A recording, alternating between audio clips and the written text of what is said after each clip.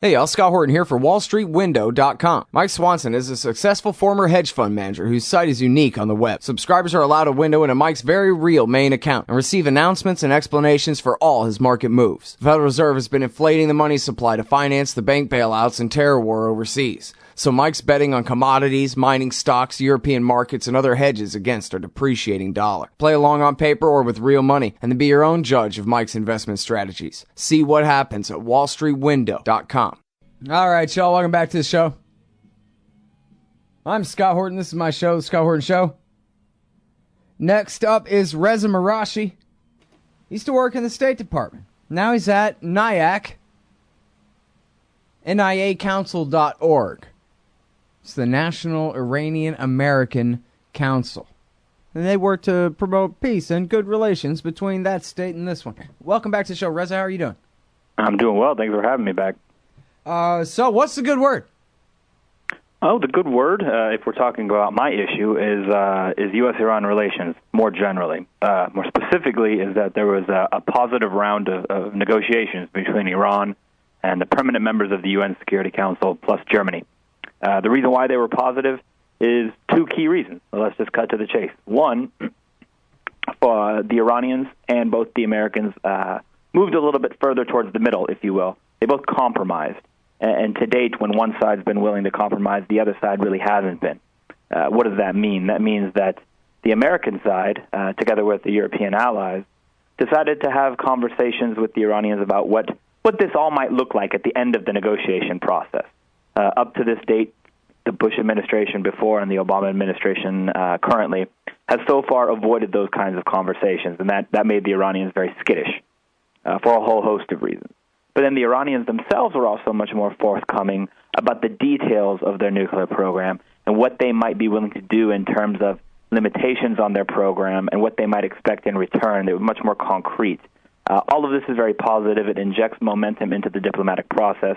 That doesn't mean that the problem can be solved overnight, but it does mean that we're finally getting down to business in a way that I don't think we've seen over the past 4 to 5 years. Mm-hmm. So in other words, the Iranian Chamberlains are doing their best to appease the American aggressor. No, it's actually quite the opposite. It's quite the opposite. The approach that hardliners and extremists, both in Tehran and in Washington, have taken up to date has only exacerbated the conflict, and it's made sanctions increase on Iran more and more when Iranian hardliners did extremist-type activities.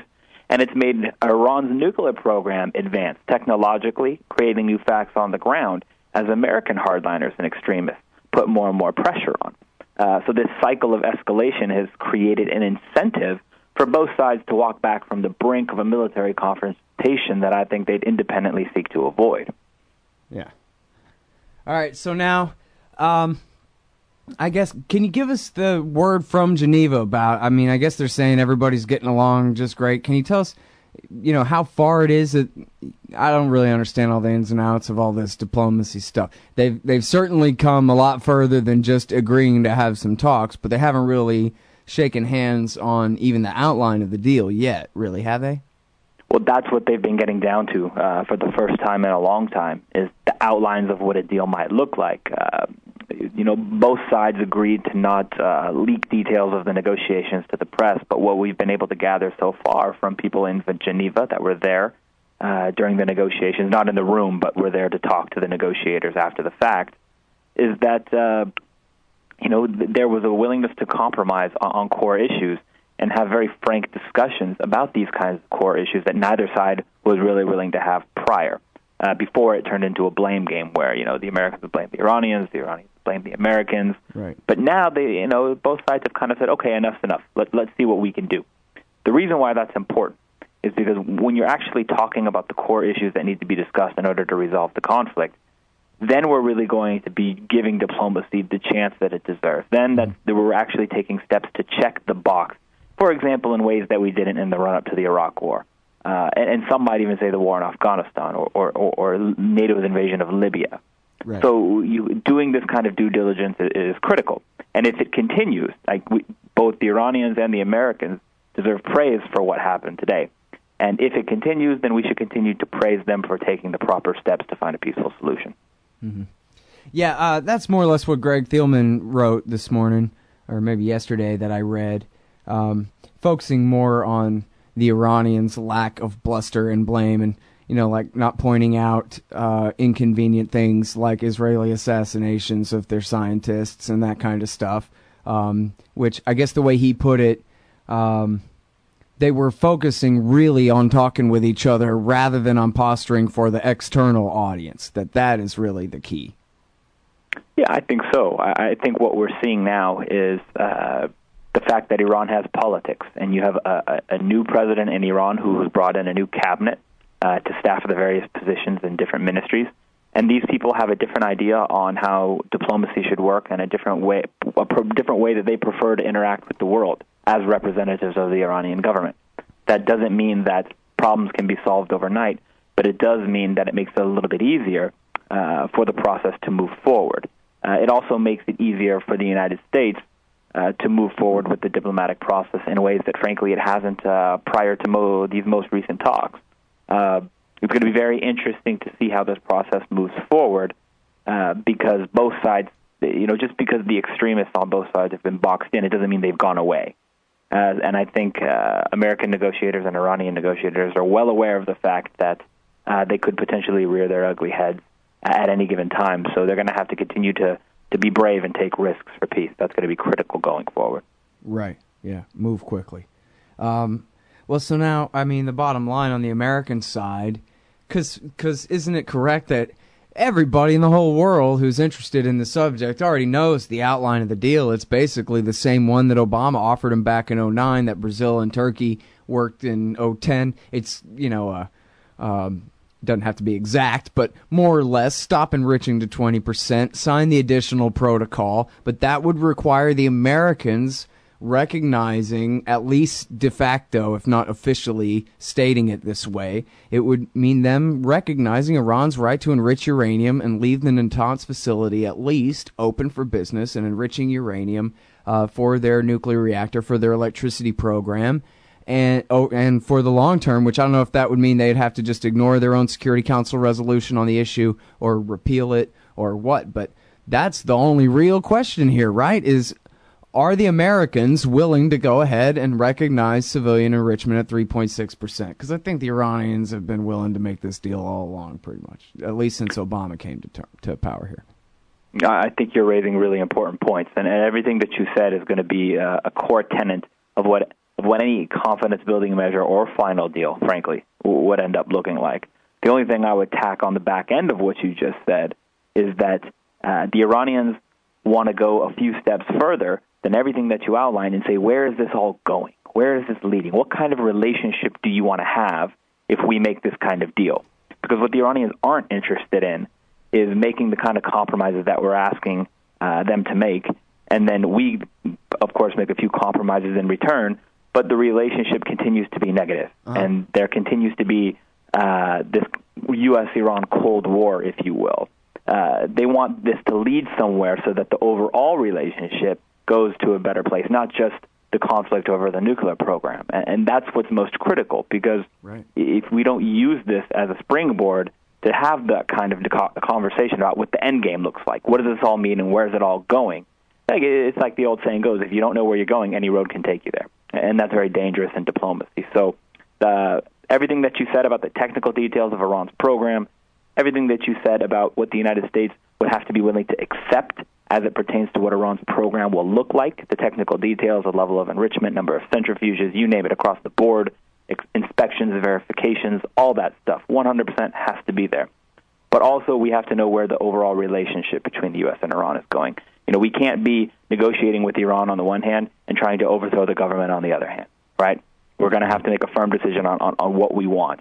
And frankly, so do the Iranians. So that's the most optimistic thing that's emerged from Geneva so far, is they've finally started to have that kind of conversation. Do you think the Iranians would settle for, we'll give you a real and serious nuclear deal, but we're going to still threaten you all the time, but just ignore it? That kind of thing? No, I don't think the Iranians would accept that. And I can't tell you because, that look, I want a permanent peace here. You know me. I want to. Absolutely. I think that even from the point of view of the empire, the number one most important thing on the agenda ought to be to befriend the most important Shia power on earth right now, whatever. Even from bad guy American imperialist point of view, that's my point of view, is make peace with Iran yesterday. But I'm wondering, if they would settle for, we're not going to have too much of a future, but at least we're not going to have the nuclear issue to beat you over the head with anymore. And we'll only beat you over the head over Hezbollah and smaller stuff. I don't know. That's an excellent question, and that's the kind of stuff that the Iranians want to talk about as it pertains to what's the end game. What does this all look like when everything's been negotiated? They want to negotiate on things not only limited to the nuclear program. They want to talk about regional security, so that includes Hamas and Hezbollah. That includes Afghanistan. That includes Iraq. That includes Syria. They want to expand the agenda and expand the horizons. They understand, though, and I think the United States understands as well, that the nuclear issue is probably the most pressing issue. So if we make some progress on that and de-escalate tensions in that realm, then it opens up the possibility to take momentum from those negotiations and apply that momentum to talks over these other issues. And that's how you create real and lasting peace. So that's really the most positive thing that's come so far from these talks. They scheduled a new round of talks to follow up. I believe it's November 7th and 8th or 6th and 7th. Basically, it's 3 weeks' time. And that's good, because what that allows both sides to do is to come back to their respective capitals, go over what was discussed, and then follow up with more concrete ideas and more concrete counter proposals. And that's the magic of diplomacy. That's funny.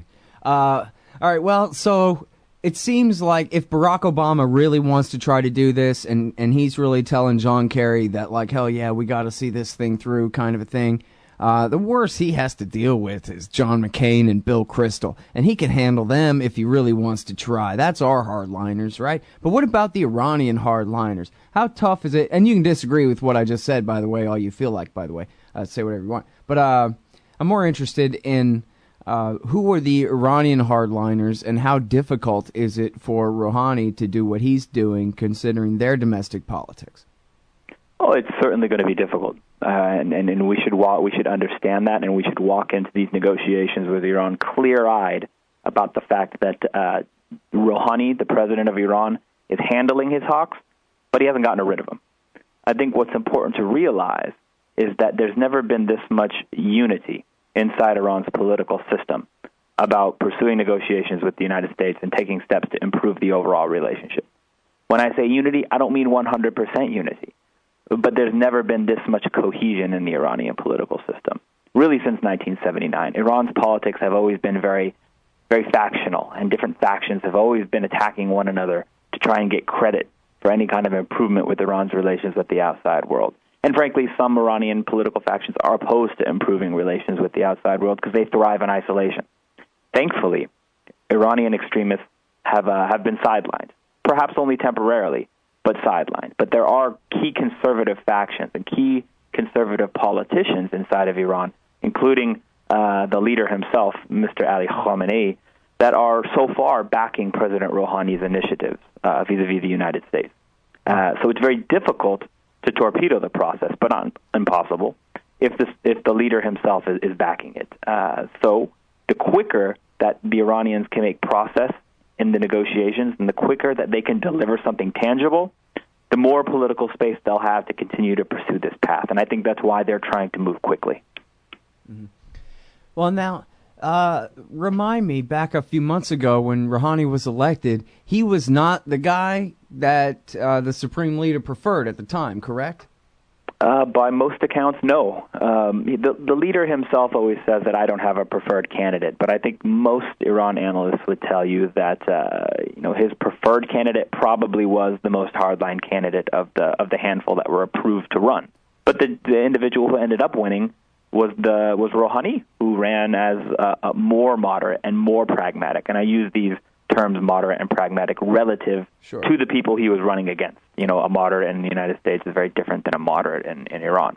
But the Iranian people went to the polls overwhelmingly and voted for this guy.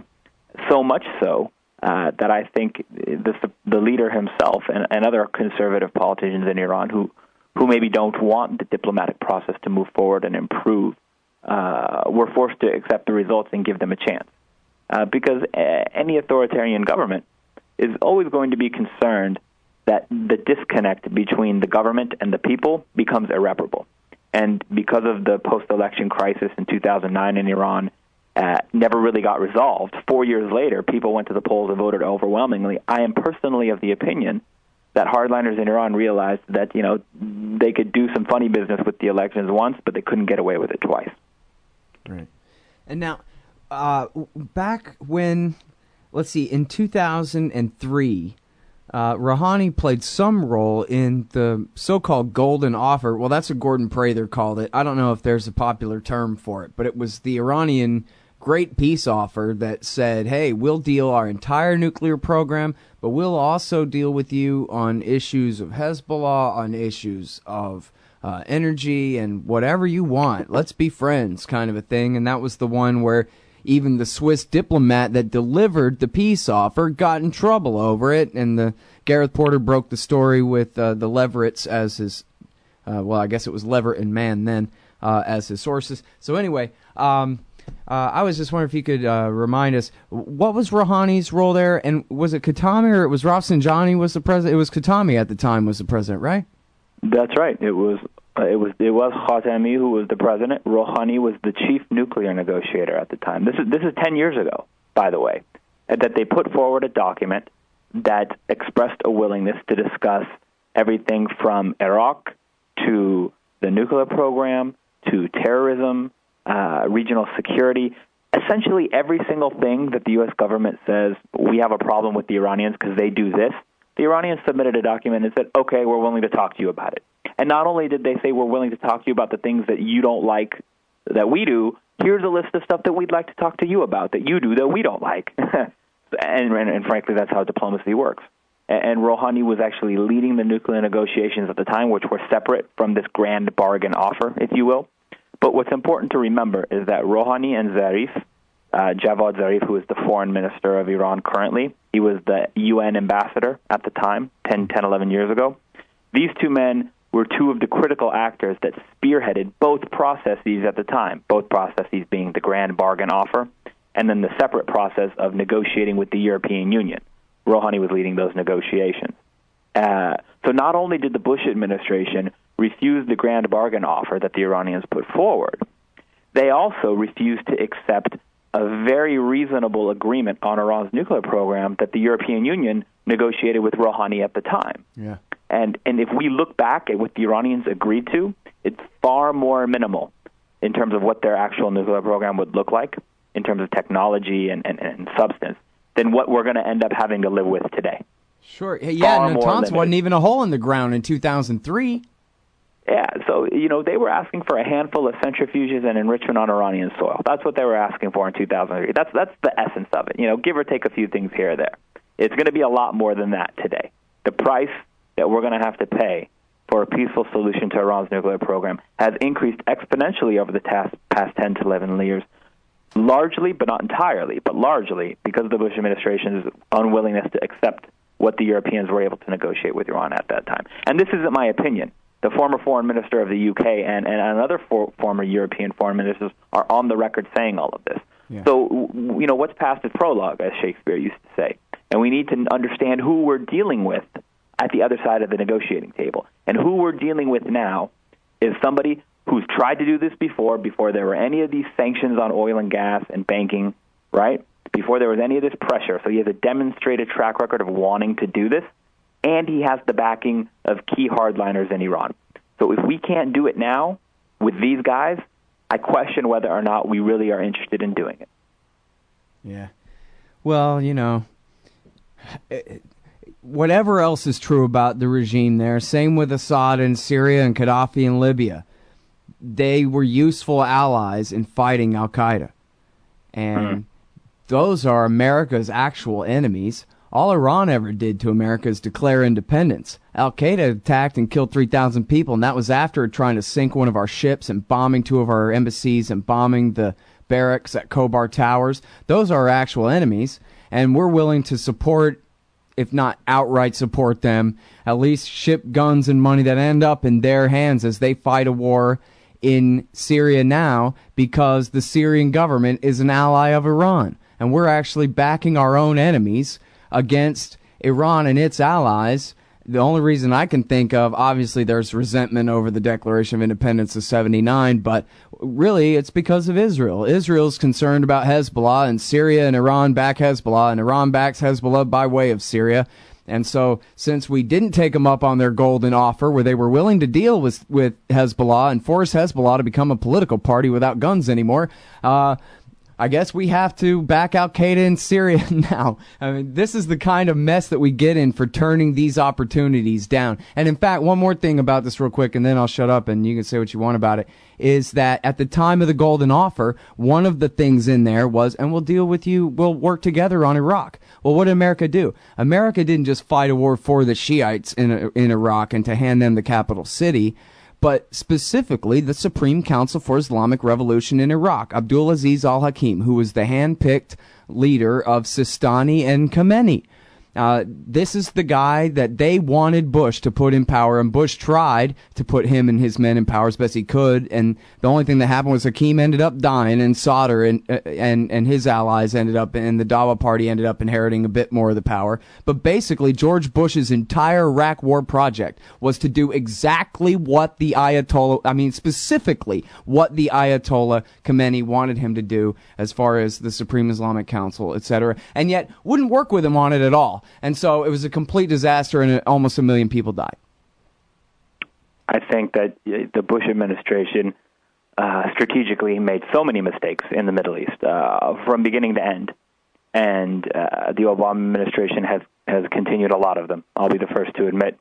But I want to give the Obama administration credit now because they've taken a few steps. We should acknowledge good behavior. We should reinforce good behavior, right, when we see it from our political leaders. And I think Barack Obama and John Kerry and Chuck Hagel are three men who genuinely want to solve this peacefully. I disagree with some of the ways they've gone about it over the past 5 years, but I think their bottom line is the same as you and mine. If it doesn't get solved, at the end of the day, we're going to have to look very carefully at what mucked up the process. But the fact that they're trying, and they're willing to talk about an endgame with the Iranians, about what the relationship will look like at the end, provides the opportunity, far from guaranteed, but an opportunity, the first time in decades, to maybe move away from some of the stuff that you were just talking about how America strategically makes mistakes in the Middle East, and perhaps get it right. Far be it from making promises that that's going to be the case, because I understand how difficult it is. But if we have a window of opportunity and our political leaders are pursuing it, then we should reinforce that good behavior and let them know that as American citizens, we're the majority. The people that support them in using diplomacy and peaceful methods, we're the majority, and we have their back. So hopefully this will continue, but your concerns are warranted because the historical reference points that you just made, I mean, you know, it's there. It happened.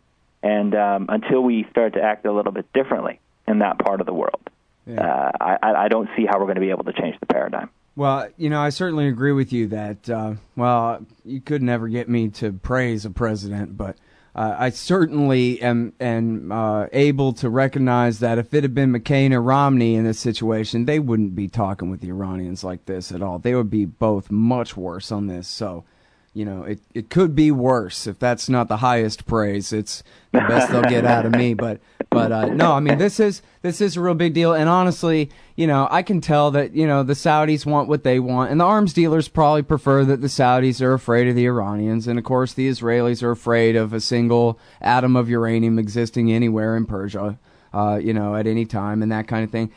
But other than that, it doesn't seem like there's any real purpose in America's Cold War with Iran, other than a grudge from when I was too young, you know, when I was in, preschool.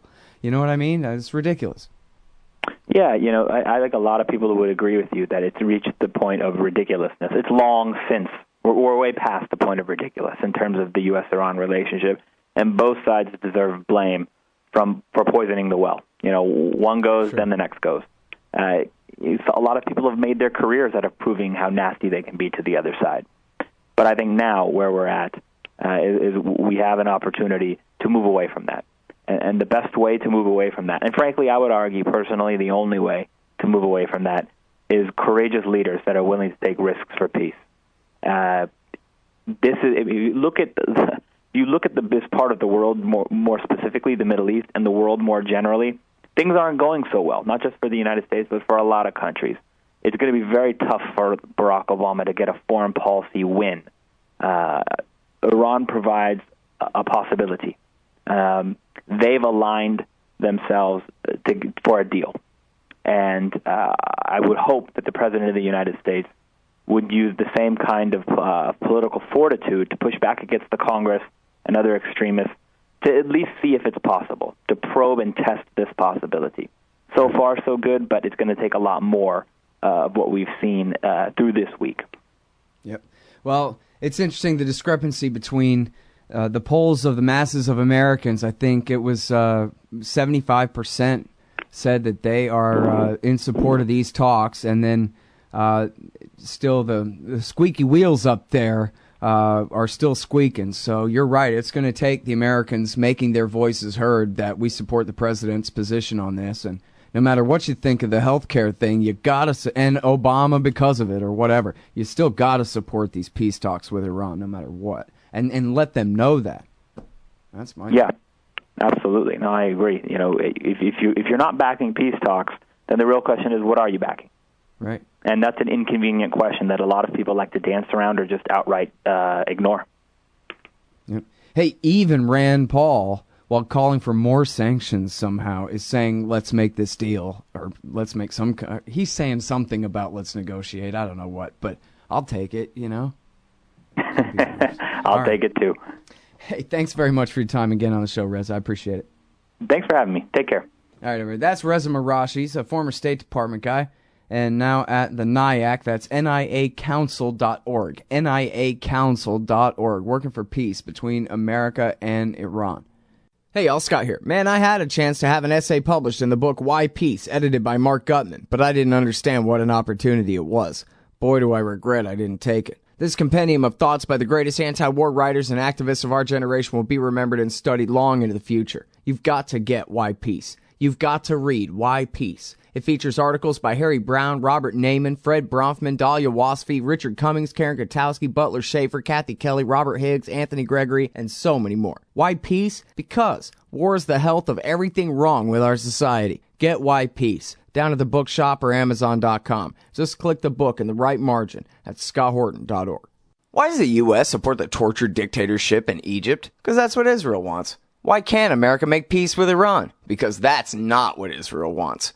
And why do we veto every attempt to shut down illegal settlements on the West Bank? Because it's what Israel wants.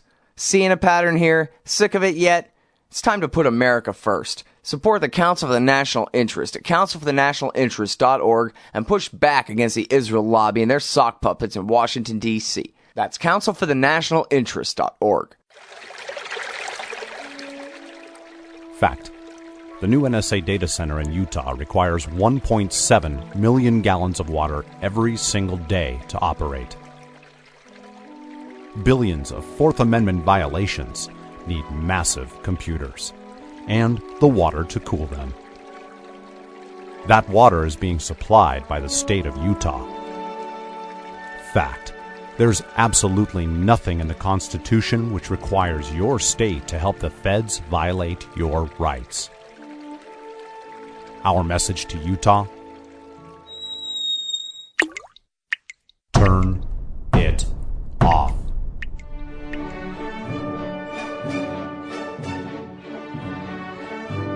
No water equals no NSA data center. Visit offnow.org.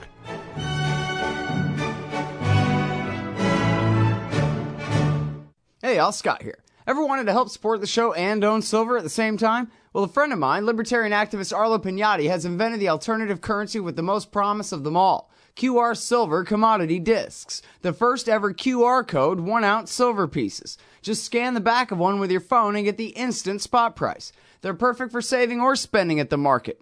And anyone who donates $100 or more to the Scott Horton Show at scotthorton.org/donate gets one. That's scotthorton.org/donate. And if you'd like to learn and order more, send them a message at commoditydiscs.com or check them out on Facebook at /commoditydiscs.